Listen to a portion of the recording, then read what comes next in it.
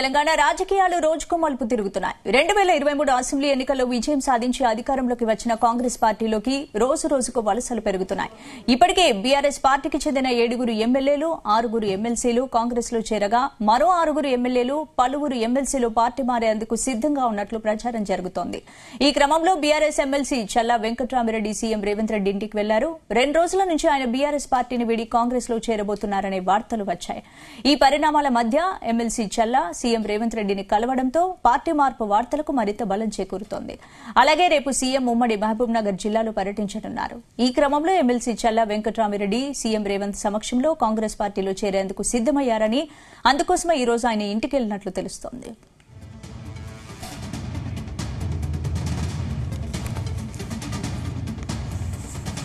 ఇదే అంశానికి సంబంధించి పూర్తి అప్డేట్స్ మా ప్రతినిధి నరేందర్ అందిస్తారు. నరేందర్, రైట్ స్పందన, ఈ మధ్య కాలంలో వరుసగా బీఆర్ఎస్ పార్టీ నుంచి వలసలు పెరిగిపోతున్నాయి.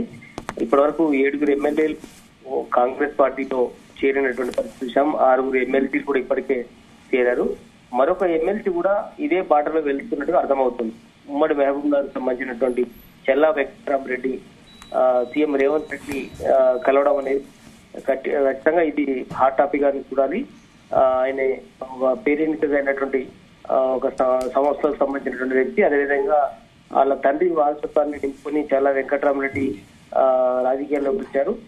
బట్ అందుకనే ఆయనే మొదటి నుంచి కూడా కొంత రిజర్వ్ గా ఉన్నటువంటి వ్యక్తి, రాజకీయాలు పెద్దగా పట్టించుకునే వ్యక్తి. అలాంటి వ్యక్తి ఇప్పుడు మళ్ళీ బీఆర్ఎస్ పార్టీ రేవంత్ రెడ్డి దగ్గరికి విస్తుండడం అనేది ఇది ఖచ్చితంగా ఇంట్రెస్టింగ్ అని పార్టీ మార్చుకున్నటువంటి క్లియర్ గా డైరెక్షన్ వస్తుంది. ఈ మధ్య కాలంలో మనం చూసాం, నిన్ననే అలంపూర్ సంబంధించినటువంటి వ్యక్తి కావచ్చు, లేదంటే గద్వాలకు సంబంధించినటువంటి ఎమ్మెల్యేలు కావచ్చు, వీళ్ళిద్దరు కూడా టచ్ లోకి రావడం, అందులో ఇప్పటికీ గద్వాలకు సంబంధించిన ఎమ్మెల్యే చేరిపోవడం అనేది మనం చూసాం.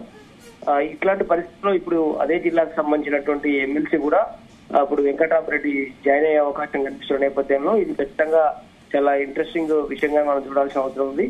ఇప్పటికే మరొక 6-7 మంది ఎమ్మెల్సీలు బీఆర్ఎస్ సంబంధించిన ఎమ్మెల్సీలు కాంగ్రెస్ లో చేరుతారనేటువంటి సంకేతాల నేపథ్యంలో ఈయన ఉమ్మడి మహబూబ్ నగర్ సంబంధించినటువంటి జిల్లాకు సంబంధించిన వ్యక్తి చేరుతుండడం అనేది చాలా ఆశ్చర్యంగా చూడాలి. ఏదైనప్పుడు కూడా ఇప్పటికే నరేందర్, చల్లా వెంకట్రామిరెడ్డితో పాటు మిగతా ఎమ్మెల్యేలు కూడా వచ్చే అవకాశాలు ఉన్నాయని కూడా టాక్ నడుస్తుంది. మరి అందులో వాస్తవం ఎంత?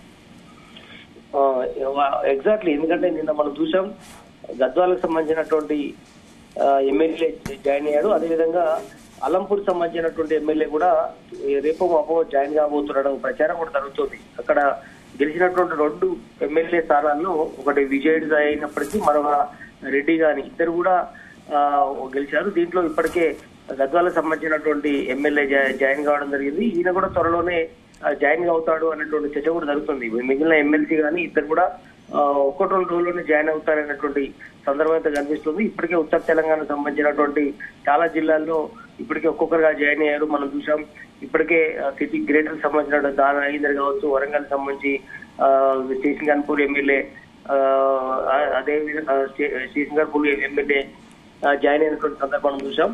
అదే సమయంలో వివిధ జిల్లాలకు సంబంధించినటువంటి ఎమ్మెల్యేలు ఒక్కొక్కరుగా భద్రాచలం ఎమ్మెల్యే తెల్ల వెంకట్రావు కావచ్చు, మరికొంతమంది ఇదే బాటలో వెళ్ళినటువంటి, ముఖ్యంగా పోచారం కూడా వెళ్తాడనుకునే పరిస్థితిలో ఆయన కూడా వెళ్ళినటువంటి పరిస్థితి మనం చూసాం. అదే సమయంలో రీసెంట్ గా జాయిన్ అయినటువంటి ముఖ్యంగా కేటీఆర్ కావచ్చు, అదే సమయంలో కేటీఆర్ గాని కవిత గాని చాలా దగ్గరగా ఉన్నటువంటి ఎమ్మెల్యే కూడా జాయిన్ కావడం అనేది ఖచ్చితంగా పార్టీకి కొంత ఇబ్బందికరంగా మారినటువంటి పరిస్థితి మనం చూస్తున్నాం.